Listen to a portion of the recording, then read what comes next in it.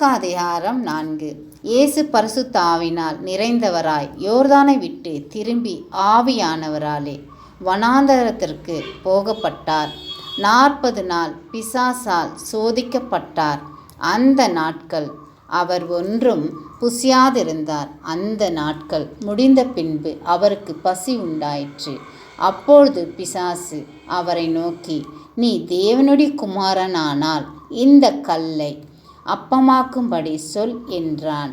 அவர் பிரதியுத்தரமாக, மனுஷன் அப்பத்தினாலே மாத்திரமல்ல, தேவனுடைய ஒவ்வொரு வார்த்தையினாலும் பிழைப்பான் என்று எழுதப்பட்டிருக்கிறது என்றார்.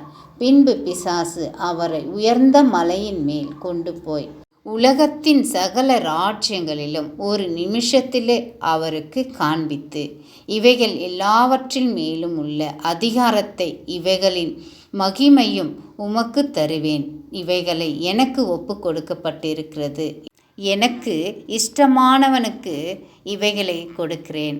நீ என்னை பணிந்து கொண்டால் எல்லாம் உம்முடையதாகும் என்று சொன்னான். இயேசு அவனுக்கு பிரதியுத்தரமாக, எனக்கு பின்னாக போ சாத்தானே, உன் தேவனாகிய கர்த்தரை பணிந்து கொள், அவர் ஒருவருக்கே ஆராதனை செய்வாயாக என்று எழுதப்பட்டிருக்கிறது என்றார்.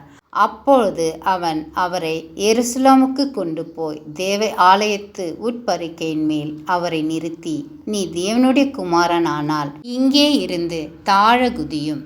ஏனெனில் உம்மை காக்கும்படிக்கு தம்முடைய தூதர்களை உம்மை குறித்து கட்டளையிடுவார் என்றும், உமது பாதம் கல்லில் இடராதபடிக்கு அவர்கள் உம்மை கைகளிலே ஏந்தி கொண்டு போவார்கள் என்றும் எழுதப்பட்டிருக்கிறது என்று சொன்னான். அதற்கு இயேசு, உன் தேவனாகிய கர்த்தரை பரீட்சை பாராதிருப்பாயாக என்று சொல்லியிருக்கிறதே என்றார்.